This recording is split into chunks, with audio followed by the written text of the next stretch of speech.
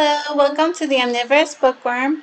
My name is Lauren, and this is my mid-month check-in for July. So I'm a little bit late for the mid-month, but it's okay.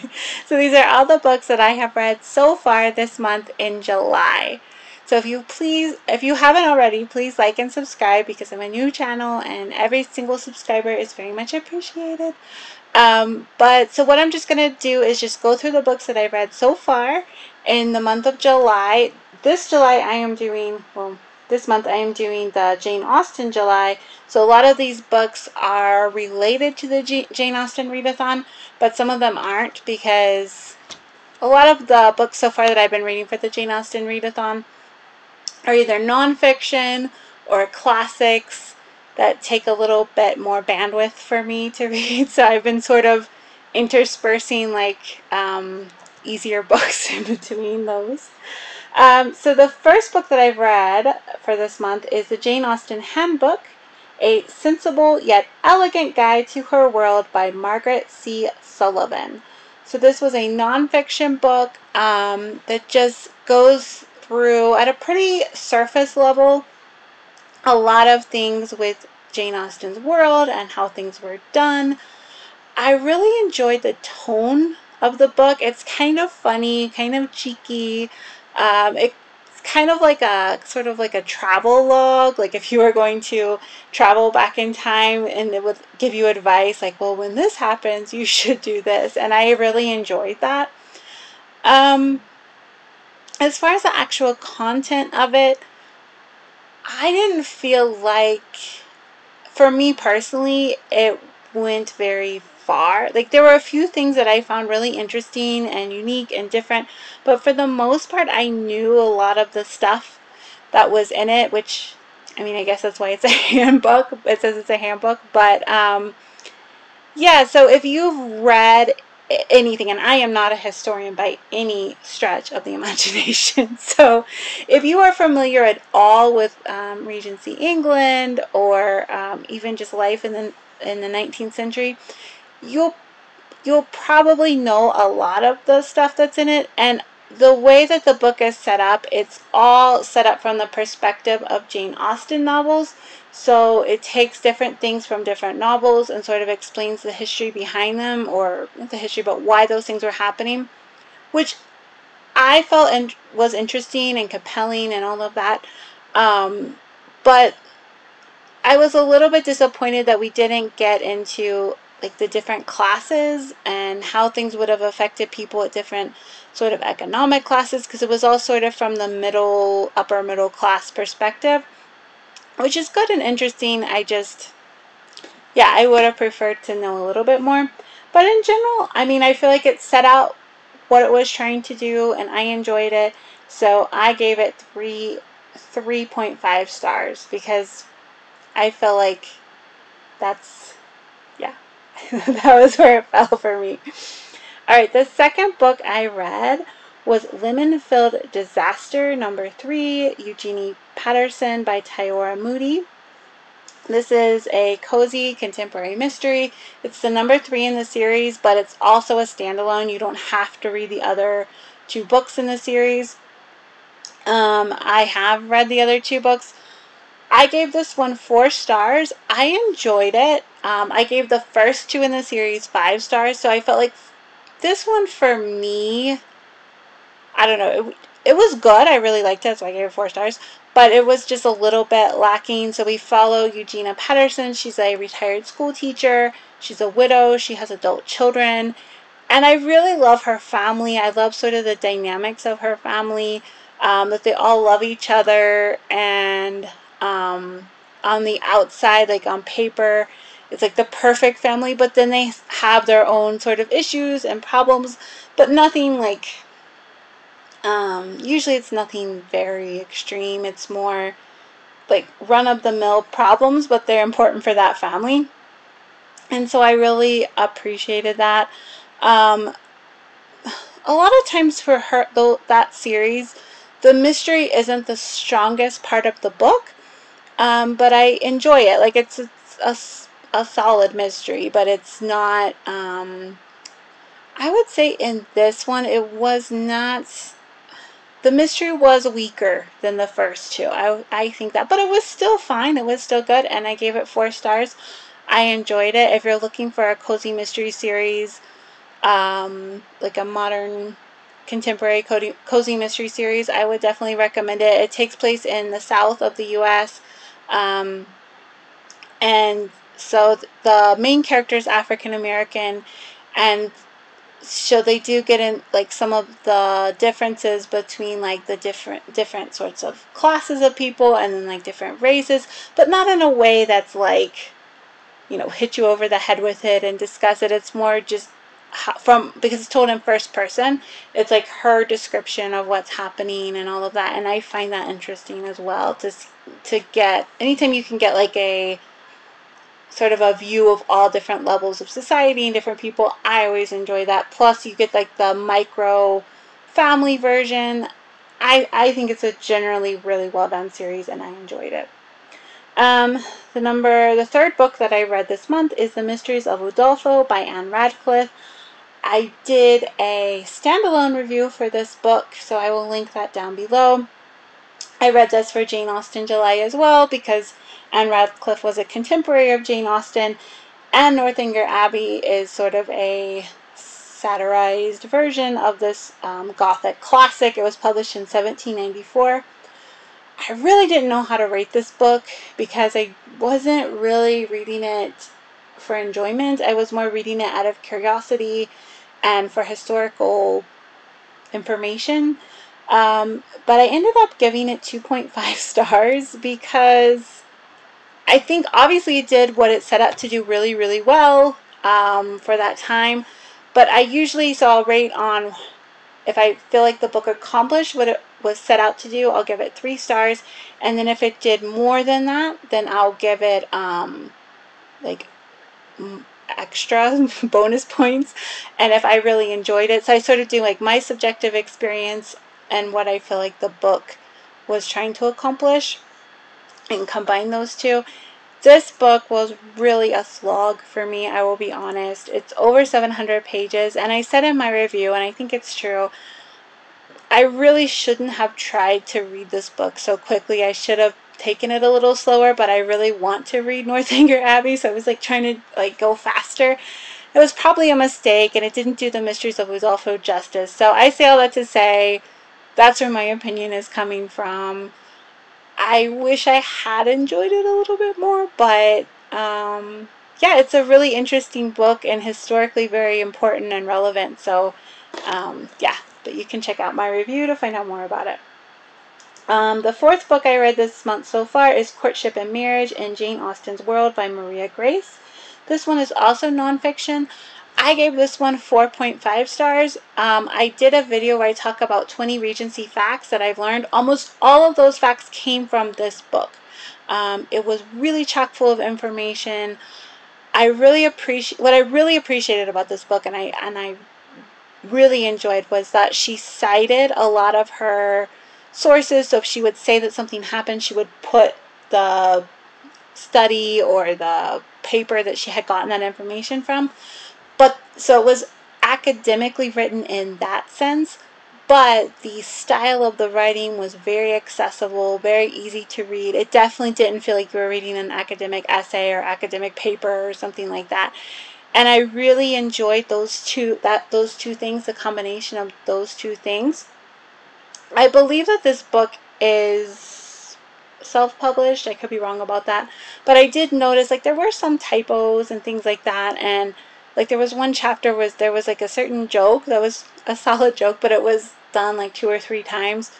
So that took away a little bit from it, but the information was so good that it didn't bother me, didn't get in my way. So I really recommend that book. The fifth book I read is I Think I Might Love You, #1 in the Love Sisters by Christina C. Jones. This is a contemporary romance novella, and I gave this book 4.5 stars. I love Christina C. Jones, and this book is really different than the other books that I've read by her. It's a contemporary romance, and I guess each novella is going to follow a different sister. I feel like novellas are really hard to write because you have to like shove so much into this like one small thing. And then also this one was sort of like a romantic comedy. It was so good. Like her romantic comedy part was not too cheesy for me. Um her her main characters, like they had just the right amount of sort of spunk versus like they're kind of cranky sometimes, not cranky, but like they had a like a little bit of attitude, but they were like really good to play off of each other, and the banter was really well done. um I feel like the way that she did the ending really helped with the novella format to not feel so rushed. So we have the main female character is I don't even want to say because I will ruin. But the beginning is so cute and so funny. I really like that part. And then the male character, he is a veterinarian, and he's not a cinnamon roll because the main female character, like she could not. Her name is, what was her name? Oh, I forget her name. I remember his name is Kieran. She is quite like she's quite spunky. Like she will really say things. And I feel like if anybody else wrote her as a character, like the main female character, Jacqueline is her name, I probably wouldn't have liked her. She would have been sort of off-putting, but the way that Christina C. Jones does her characterization and her dialogue, it's so witty, it's so funny. Like the banter that she does, it's really funny. And so the Jacqueline ends up working kind of at the veterinarian clinic, and just to give an example that won't ruin anything, like she finds this kitten that's been hurt, and she ends up putting it in a mixing bowl, and then she throws chicken into the mixing bowl because she like wants the cat to have something to eat, and the mixing bowl is like to carry the cat to the veterinarian's office. But then she shows up to the veterinarian's office with this little cat in a mixing bowl with chicken, and it looks like she was trying to eat it or something. I don't know. And of course, like she wasn't or anything like that. But it's just really funny. A lot of stuff like that. Their banter is really well done. I enjoy the relationship that she has with her sisters and her parents. It just seems very organic, really natural. Like it seems like real people, you know. And I really enjoy her books so far. I want to read the rest in this series as well. I gave this one 4.5 stars, so I really liked it, and I want to read the rest. I'm very excited. As far as like heat level for Christina C. Jones romances, like the bedroom door is open, but it's nothing crazy, but it's very descriptive. The reason I didn't give it 5 stars, and this is just personal, there is one scene but the way it was described, it was just kind of off-putting, like, but I can see why somebody else would like totally be into that. But the way it was described, I was like, whoa, no, I don't like that. But I mean, I go up. I don't go like I don't start at 5 and go down. I usually start at like 3 and go up. So 4.5 for me is like means I really enjoyed it. Alright, the 6th book I read was Anonymous. It's number 4 in the Disorder collection, and it's by Uzodinma Iweala, and it's short fiction. It's pretty short.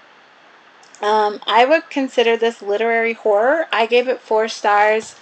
It's kind of all the Disorder collections, I guess it's one of the ones that is the most, that I think the first one was based on a true story, so obviously that one was more true. But the others are definitely not true at all.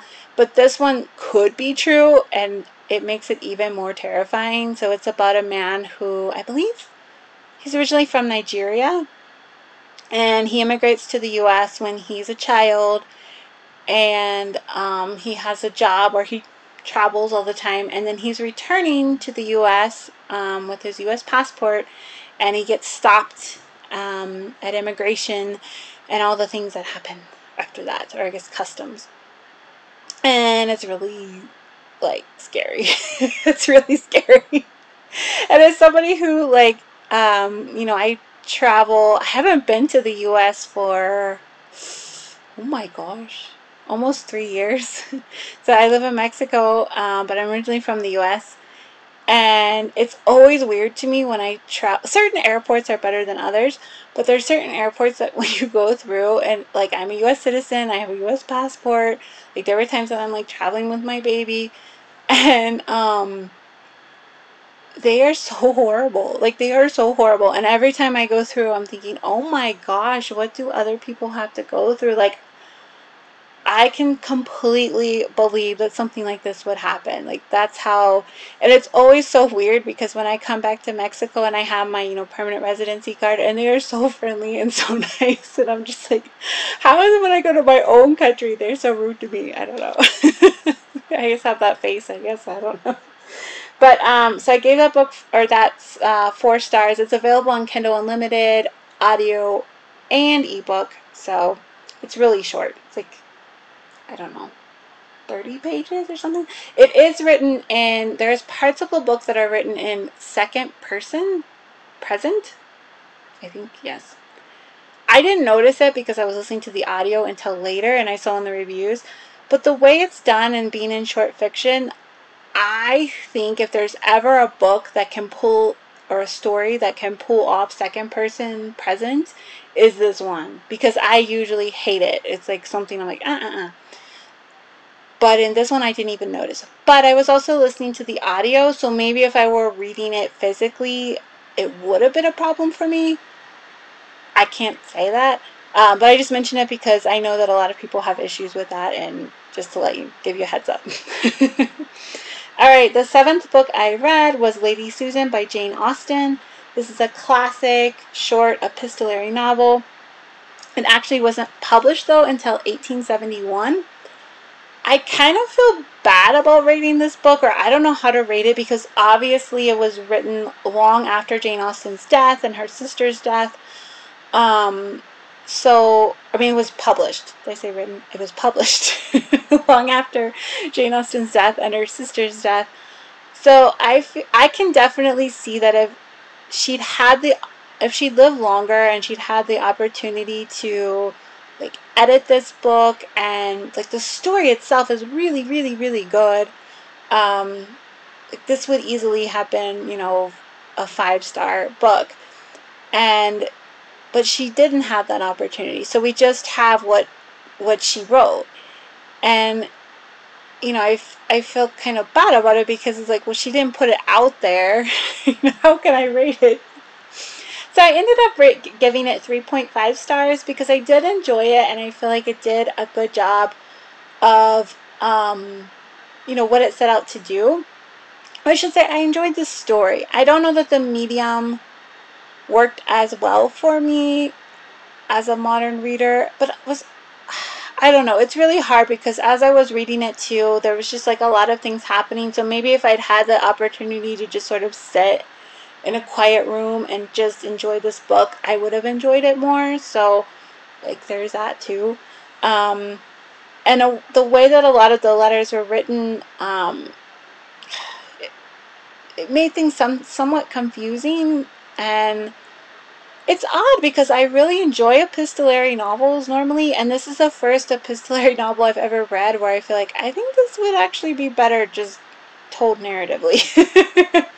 But I really liked it. I like the story. I like sort of the anti-heroine. We have Lady Susan, who is just quite the drama queen, very manipulative. She's doing everything, and Jane Austen in some ways has you rooting for her in this weird way, or at least me. Maybe that says more about me.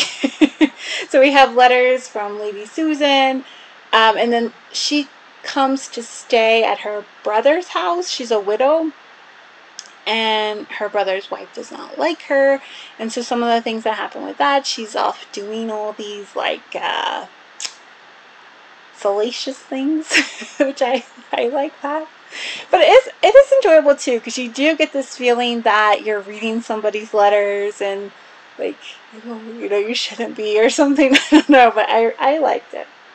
It's one of those books I think I would like to reread it. I think it would do better on a reread, especially already knowing the story, and probably I would want to kind of just sit I would have to be in the right headspace and in the right physical space to read it well. And the last book I've read so far this month is Sweethand, #1 of Island Bites by N.G. Peltier. It's a contemporary romance. It's set in Trinidad. There's so many tropes about this book that I really like. The main character, I like that it's set in Trinidad. I love to read books that are set in different locations. The main character is like a really high pastry chef, or she makes cakes and things like that. And then her love interest is musician, not a musician. He's like a producer, musical producer. We have a large cast of side characters and many queer side characters. The male interest is also bisexual, which I thought was interesting and unique. You don't usually see that. I really liked a lot of the story elements. I really enjoyed. I feel like it was a little bit long for the plot that we had. There were parts that were kind of dragging a little bit for me. It's an enemies to lovers. Well, they're kind of enemies romance, but we don't really understand why they're enemies. They're just sort of always been enemies, but I didn't really have a problem with that. It was more, if you have the enemies to lovers, like, I feel like the reason people enjoy that is like there should be tension and a lot of banter, and sometimes it was there and sometimes it wasn't as much, but overall I enjoyed it. I thought it was a solid read. It was fun. It was cute. I gave it 3.5 stars. I would definitely check out other books by this author in the future as well. Yeah, so I didn't enjoy it as much as other people that I saw who really loved it. Like, some people really love this, so you might also really love it. But I liked it. It was really good. If you're looking for a cute contemporary romance, enemies to lovers, with a lot of with baking. I like I like books that have baking, and set in a different location than I've never read a book, I think, set in Trinidad before, so I really liked that part of it too. So that is what I have read so far in the month of July. Let me know, what are you reading for July? If you're in Jane Austen July, what have you finished? I'm doing pretty well. Like, I've gotten almost all my main prompts. The only other things I need to do right now, I'm reading Mansfield Park, but I'm behind, so I need to catch up on that. I want to finish Northanger Abbey. I want to read Persuasion. And then I have to do I want to do what's it called? Aisha at Last, something like that. I want to read that book for the, retellings, at least that one, and then I might read some other retellings as well. So I'm on the right path, and I think I will finish strong. So let me know how you're doing and what you've been reading so far in July, and I will see you next time. Bye-bye.